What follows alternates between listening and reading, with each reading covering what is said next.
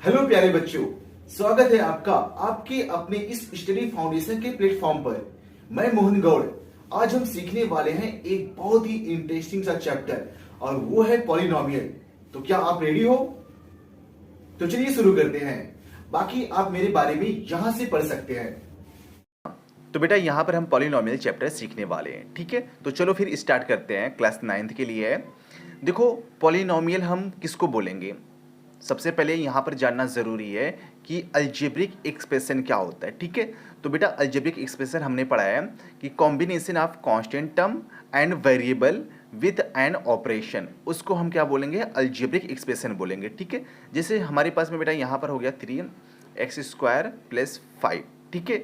अब देखो यहाँ पर कॉम्बिनेशन है, मतलब ये वेरिएबल है और ये कांस्टेंट टर्म है और इनका कॉम्बिनेशन है एन ऑपरेटर के साथ में, तो इसको हम क्या बोलेंगे बेटा? अलजेब्रिक एक्सप्रेशन बोलेंगे, ठीक है। अब यहाँ पर जैसे x² को हम क्या बोलेंगे? वेरिएबल बोलेंगे, ठीक है, क्योंकि इसकी वैल्यू फिक्स नहीं है, ठीक है। और 5 क्या हो गया बेटा? ये हमारा पास में कांस्टेंट टर्म हो गया, ठीक है। और जो ये प्लस है इसको हम क्या बोलेंगे? ऑपरेटर बोलेंगे, ठीक है। अब देखो बेटा पॉलिनोमियल हम इसको तब बोलेंगे कि जब ये बेटा अगर ऐसे लिखा है px = 3x² + 5, ठीक है। इसको पॉलिनोमियल हम तब बोलेंगे जब बेटा जो हमारा वेरिएबल है उसका जो पावर है वो हमेशा क्या होना चाहिए? होल नंबर होना चाहिए, ठीक है। मतलब जैसे अगर हम बात करते हैं ना, अब यहाँ पर वेरिएबल कितना है? x² है। अब बताओ वेरिएबल की पावर कितना है? वेरिएबल की पावर कितना है, ठीक है। यहाँ पर वेरिएबल की पावर कितना है बेटा? यहाँ पर 2 है ना। अब बताओ ये होल नंबर है कि नहीं है? ये एक होल नंबर है, ठीक है, होल नंबर। जब बेटा वेरिएबल की पावर एक होल नंबर होगा तब उसको हम पॉलिनोमियल बोलेंगे, अदरवाइज उसको हम पॉलिनोमियल नहीं बोलेंगे, ठीक है। जैसे एक यहाँ पर एक एग्जांपल और लेते हैं। जिसे हमारे पास में px दिया है और एक अलजेब्रिक एक्सप्रेशन है 3x² + √x - 1। अब ये बताओ बेटा ये क्या पॉलिनोमियल है या नहीं है? बताओ, ठीक है। देखो इसको इस तरह से निकाल सकते हैं। यहाँ पर पावर ऑफ वेरिएबल देखते हैं, ठीक है। तो देखो फर्स्ट में पावर कितना है यहाँ पर बेटा? वेरिएबल की पावर 2 है, एक होल नंबर है, ठीक है। तो यहाँ पर हमारा कंडीशन अप्लाई हो रहा है, ठीक है। अब जब बेटा इसमें देखते हैं यहाँ पर √x है ना। अब √x को हम क्या लिख सकते हैं? जैसे √x है इसको हम लिख सकते हैं x⁻1/2 लिख सकते हैं ना।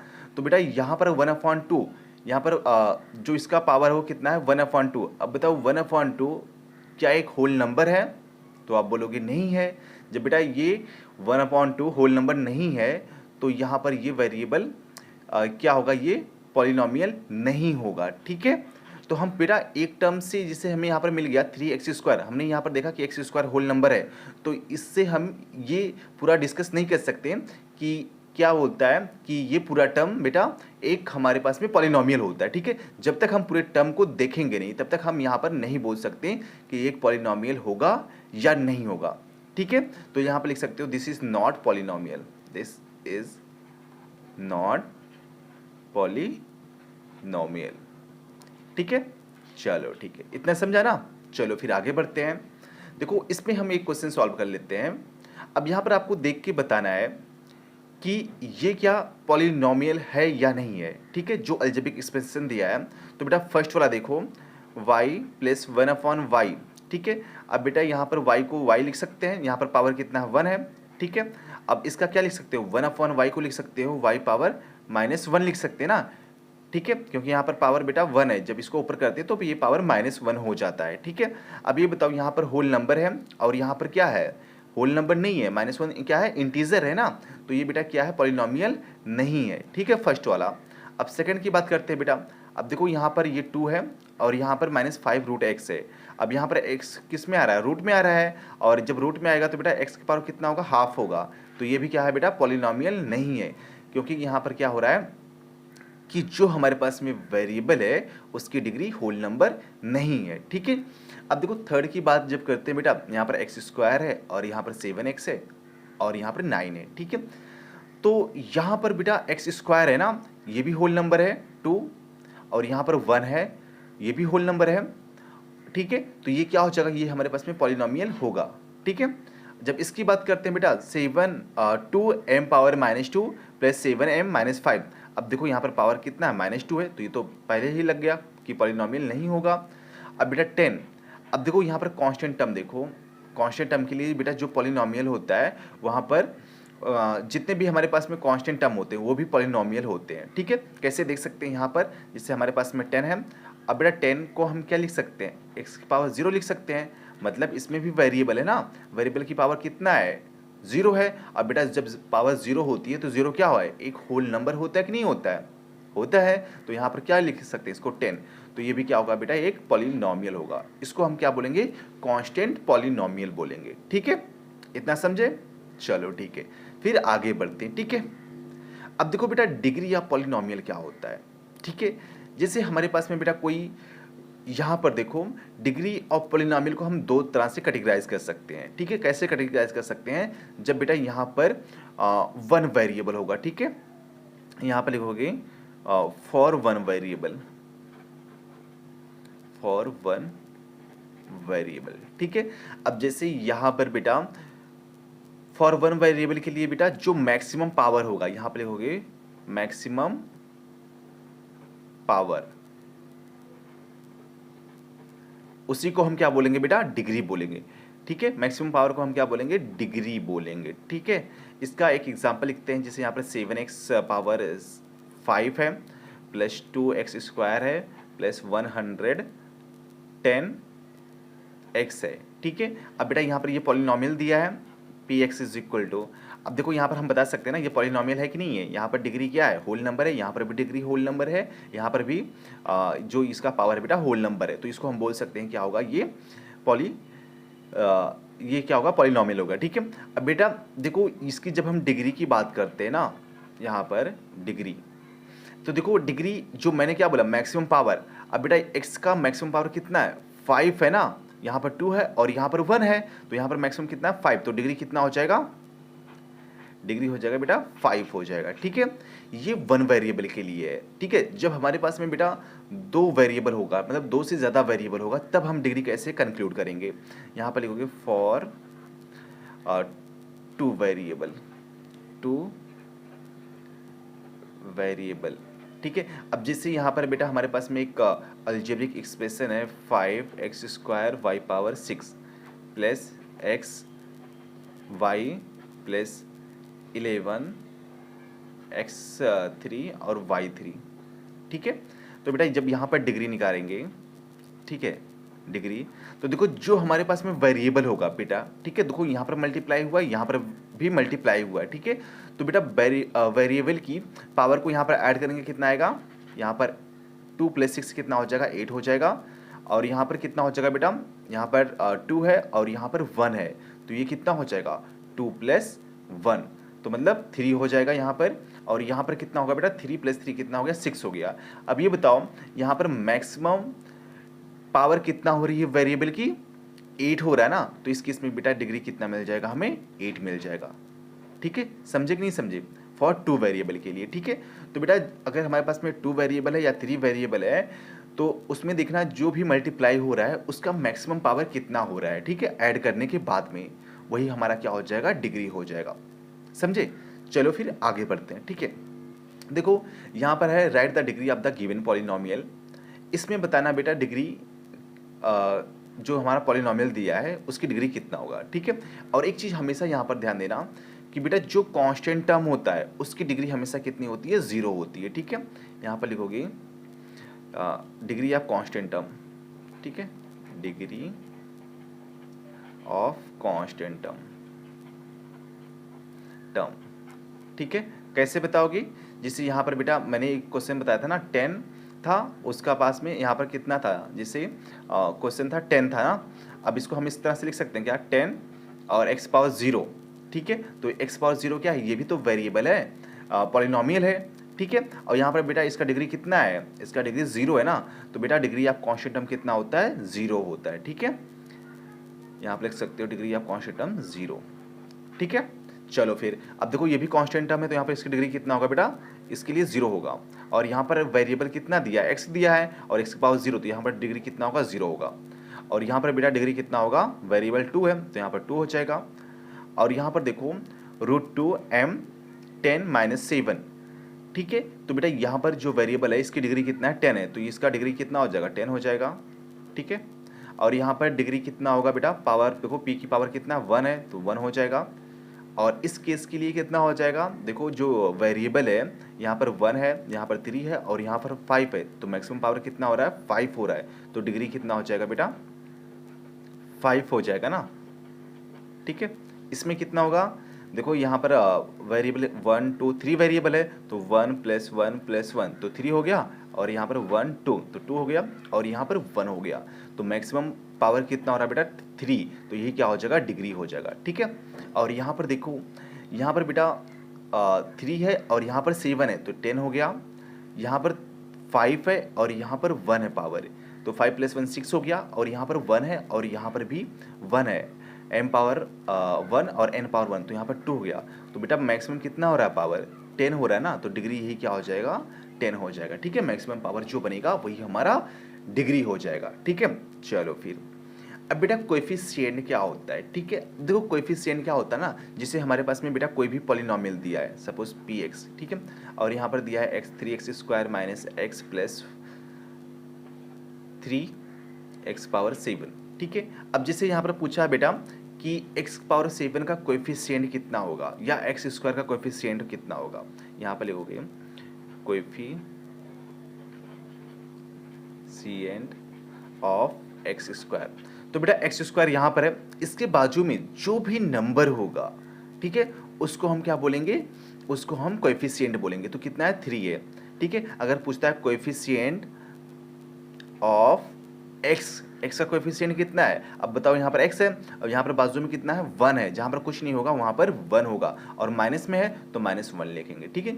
अगर पूछेगा बेटा कोएफिशिएंट ऑफ x पावर 7, अब x पावर 7 का कोएफिशिएंट कितना है, देखो x पावर 7 की बाजू में कितना है, 3 है ना, तो यहाँ पर कितना हो जाएगा, 3 हो जाएगा, तो बेटा यही क्या होता है, कोएफिशिएंट होता है, ठीक है।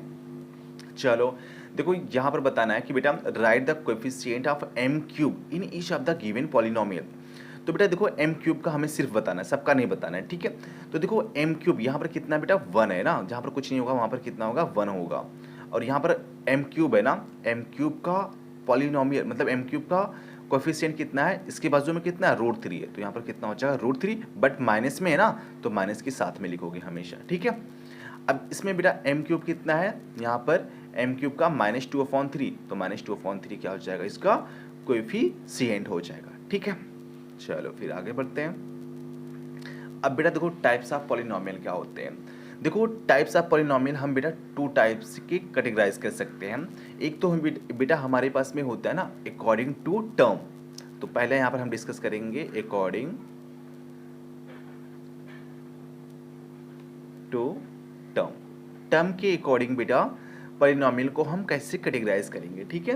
अब बेटा फर्स्ट होता है ना मोनोमियल होता है, मोनोमियल, तो बेटा इसमें क्या होता है, एक ऐसा पॉलिनोमियल जिसमें ओनली 1 टर्म होना चाहिए, ठीक है, ओनली 1 टर्म,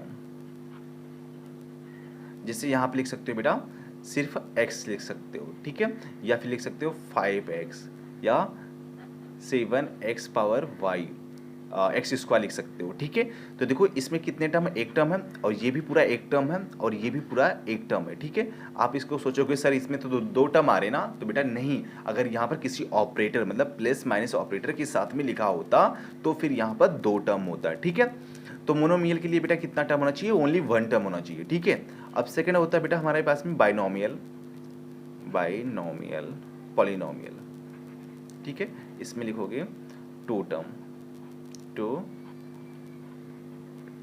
तो बेटा बाइनोमियल के लिए क्या होता है ना, एक ऐसा पॉलिनोमियल जिसमें 2 टर्म होने चाहिए, तो जैसे यहाँ पे लिख सकते हो बेटा x + 1 हो गया और x - y हो गया और x² - 1, इस तरह से बेटा हम इसमें देखो कितने टर्म है, इसमें भी 2 टर्म आ रहा है, इसमें भी 2 टर्म है, इसमें भी 2 टर्म है। अब देखो यहाँ पर किसी ऑपरेटर के साथ में है ना, माइनस के साथ में है और यहाँ पर प्लस के साथ में है, तो बेटा इसको हम क्या बोलेंगे, बाइनोमियल बोलेंगे जब हमारे पास में 2 टर्म होगा, ठीक है। अब बेटा एक थर्ड होता है हमारे पास में ट्राइनोमियल, ट्राइनोमियल, ठीक है। अब ट्राइनोमियल में बेटा कितना होना चाहिए, एक ऐसा पॉलिनोमियल जिसमें कितने टर्म होना चाहिए, 3 टर्म होना चाहिए, ठीक है। तो अब इसका एक एग्जांपल बताओ कितना क्या होगा, ठीक है। तो यहाँ पर बेटा 3 टर्म ले लो, तो x square plus x plus 1, तो देखो कितने टर्म है, 3 टर्म है ना। और यहाँ पर इसको ऐसे लिख सकते हो x y minus x square plus 1, तो इसमें भी कितने टर्म है, इसमें भी 3 टर्म है, तो ये भी क्या होगा बेटा हमारा ट्राइनोमियल हो जाएगा, ठीक है। तो बेटा इस तरह से हम इसको कैटेगराइज कर सकते हैं। ये तो था हमारा अकॉर्डिंग टू टर्म। अब बेटा सेकंड होता है ना अकॉर्डिंग टू डिग्री, यहाँ पर लिखोगे अकॉर्डिंग टू डिग्री, ठीक है। तो बेटा इसमें फर्स्ट होता है जब डिग्री 0 होगा तो उसको हम क्या बोलेंगे, डिग्री इज इक्वल टू 0। मैंने अभी पीछे बताया था कि जब डिग्री 0 होता है बेटा तो उसको हम क्या बोलते हैं, कांस्टेंट पॉलिनोमियल बोलते हैं ना, कांस्टेंट पॉलिनोमियल, ठीक है। उसके बाद में बेटा सेकेंड होता है ना जब डिग्री 1 होगा तो उसको हम क्या बोलेंगे, डिग्री इज इक्वल टू 1, तो बेटा उसको हम बोलेंगे लीनियर पॉलिनोमियल, लीनियर पॉलिनोमियल, ठीक है। इसका एग्जांपल लिख सकते हो जैसे x प्लस 1, यहाँ पर डिग्री कितना है, 1 है। इसके बाद में इसको ऐसे लिख सकते हो x प्लस 5, ठीक है। यहाँ पर भी डिग्री कितना है, 1 है, तो इसको हम क्या बोलेंगे, लीनियर पॉलिनोमियल बोलेंगे, ठीक है। इसके बाद में बेटा हमारे पास में 3 होता है, डिग्री जब 2 होगा तो क्या बोलेंगे, आप बताओ, डिग्री 2, तो इसको हम बेटा बोलते हैं क्वाड्रेटिक पॉलिनोमियल, क्वाड्रेटिक पॉलिनोमियल। इसका एग्जांपल आप बता सकते हो जैसे एक्स स्क्वायर हो गया, यहाँ पर डिग्री कितना है, 2 है ना, और यहाँ पर एक्स स्क्वायर माइनस 1 हो गया, वाई स्क्वायर प्लस 2 हो गया।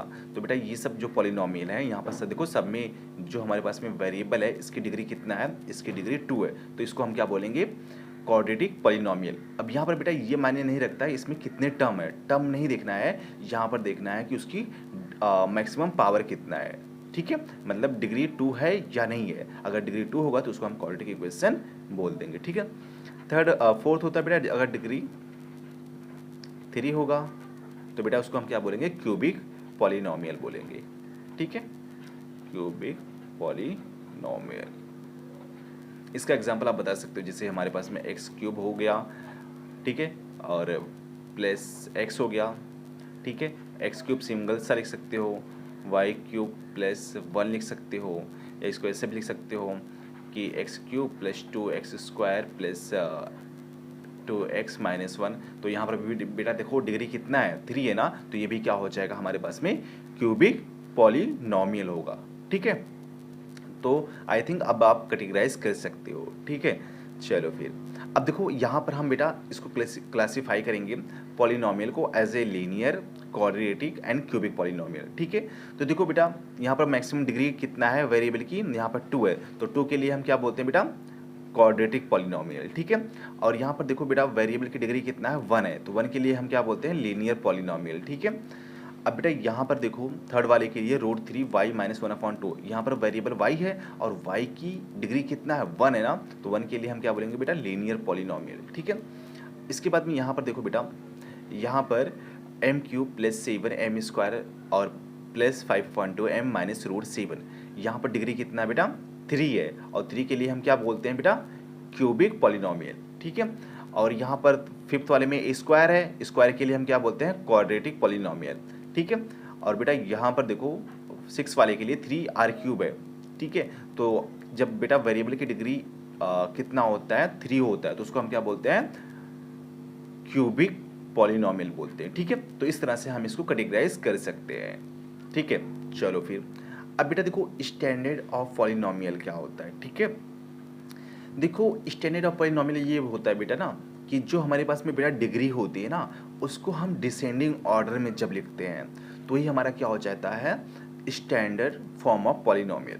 जैसे हमारे पास में बेटा यहाँ पर px है, ठीक है, एक पॉलिनोमियल है, इसको इस तरह से लिख सकते हैं a(x⁻n), ठीक है। फिर उसके बाद में बेटा लिख सकते हैं a2(x⁻n), a0 कर लो, a0 और a1 कर लो, ठीक है, और x⁻n-1, plus A2 x power n minus 2, ठीक है, plus A3 x power n minus 3 and बेटा ऐसे सो ऑन तक रहेगा, कहाँ तक रहेगा, an तक रहेगा और एक्स पावर लास्ट में क्या मिल जाएगा, 0 मिल जाएगा, ठीक है। मतलब देखो n माइनस 2 है ना, तो एक बार n माइनस 3 है तो लास्ट में बेटा आएगा n माइनस n, तो यहाँ पर क्या हो जाएगा, 0 हो जाएगा, ठीक है। और बेटा इसमें ना A0 नॉट इक्वल टू 0 होना चाहिए, ठीक है, A0 नॉट इक्वल टू 0 होना चाहिए। अब देखो एक चीज़ यहाँ पर ध्यान देना कि जो बेटा A0 है, A0, ठीक है, A1, A3, मतलब A2, A3, ये सब क्या है बेटा हमारे पास में रियल नंबर है, रियल नंबर है, ठीक है। और जो बेटा n है, n क्या है हमारे पास में, एक होल नंबर है, n क्या रहेगा बेटा, होल नंबर रहेगा, ठीक है, नंबर, ठीक है। अब देखो इस तरह से कैटेगराइज कर सकते हैं कि जैसे अगर हमने n को 5 ले लिया, ठीक है, जैसे n को 5 लिखोगे तो बेटा ये कितना हो जाएगा, ये 5 हो जाएगा एक्स पावर, ये 4 हो जाएगा, n माइनस 1 4 हो जाएगा, ये 3 हो जाएगा, ये 2 हो जाएगा, ये 1 हो जाएगा और लास्ट में 0 हो जाएगा ना। तो यहाँ पर इस तरह से हम कैटेगराइज कर सकते हैं, ठीक है। इसका एक एग्जाम्पल लेते हैं कि जैसे हमारे पास में बेटा एक पॉलिनोमियल है, ठीक है। अब इसको हमें स्टैंडर्ड फॉर्मेट में लिखना है, तो कैसे लिखोगे, जैसे यहाँ पर 3x cube plus x square plus 2x plus 3। अब यहाँ पर देखो, यहाँ पर जो डिग्री है बेटा, यहाँ पर 3 है, यहाँ पर 2 है और यहाँ पर 1 है और यहाँ पर 0 है, जहाँ कांस्टेंट टर्म का डिग्री कितना होता है, 0 होता है ना। तो बेटा अगर ये पावर डिसेंडिंग ऑर्डर में जब रहेगा तो ही हमारा क्या हो जाता है, स्टैंडर्ड फॉर्म ऑफ पॉलिनोमियल हो जाता है, ठीक है। तो बेटा डिग्री हमेशा किस में होना चाहिए, डिसेंडिंग ऑर्डर में होना चाहिए, ठीक है। चलो फिर देखो इसमें हमें स्टैंडर्ड फॉर्म में लिखना है। सबसे पहले हम कौन सा मैक्सिमम डिग्री वाला टर्म लिखेंगे, तो मैक्सिमम डिग्री वाला कितना है, m क्यूब है, तो बेटा m क्यूब हो जाएगा। उसके बाद में उससे कम वाला तो m स्क्वायर होना चाहिए, बट m स्क्वायर नहीं है ना, तो m वाला टर्म लिखो तो 5m हो जाएगा। और उसके बाद में बेटा कांस्टेंट टर्म प्लस 3, तो ये स्टैंडर्ड फॉर्म हो गया, ठीक है। उसके बाद में बेटा यहाँ पर देखो इसको भी हमें स्टैंडर्ड फॉर्म में लिखना है। तो सबसे पहले मैक्सिमम डिग्री वाला टर्म लिखो, तो मैक्सिमम डिग्री यहाँ पर कितना है, 5 है ना, y की पावर, तो y की पावर 5 लिखो। फिर उसके बाद में y की पावर 4 वाला लिखो, तो y की पावर 4 यहाँ पर है ना, तो कितना है, प्लस 2y पावर 4, तो प्लस 2y पावर 4, ठीक है। उसके बाद में बेटा क्यूब वाला टर्म लिखेंगे, तो देखो क्यूब यहाँ पर है, प्लस 3y क्यूब, तो प्लस 3y क्यूब, ठीक है। उसके बाद में बेटा स्क्वायर वाला टर्म देखो, स्क्वायर कहाँ पर है, यहाँ पर है, और ये माइनस वाई स्क्वायर है, तो माइनस वाई स्क्वायर, ठीक है। अब इसके बाद में बेटा सिर्फ y वाला टर्म देखो, सिर्फ y वाला टर्म कितना है, -7y, तो यहाँ पर -7y। और यहाँ पर देखो कांस्टेंट टर्म हो गया इसके बाद में, तो कांस्टेंट टर्म कितना है, -1/2 है। अब बेटा ये देखो ये हमारा स्टैंडर्ड फॉर्म हो गया, 5 4 3 2 1 एंड 0। तो बेटा जब हम पावर को या डिग्री को, ठीक है, जो भी हमारा पॉलिनोमियल होता है उसकी डिग्री को अगर हम डिसेंडिंग ऑर्डर में लिखते हैं तो ही हमारा क्या हो जाता है, एक स्टैंडर्ड फॉर्म हो जाता है, ठीक है। तो बस बेटा आज के लेक्चर में बस इतना ही, फिर इसके बाद में हम दूसरे लेक्चर में किसी मिलेंगे, ठीक है, और इसके आगे कंटिन्यू करने वाले हैं, ठीक है। तो चलो फिर, बाय बाय।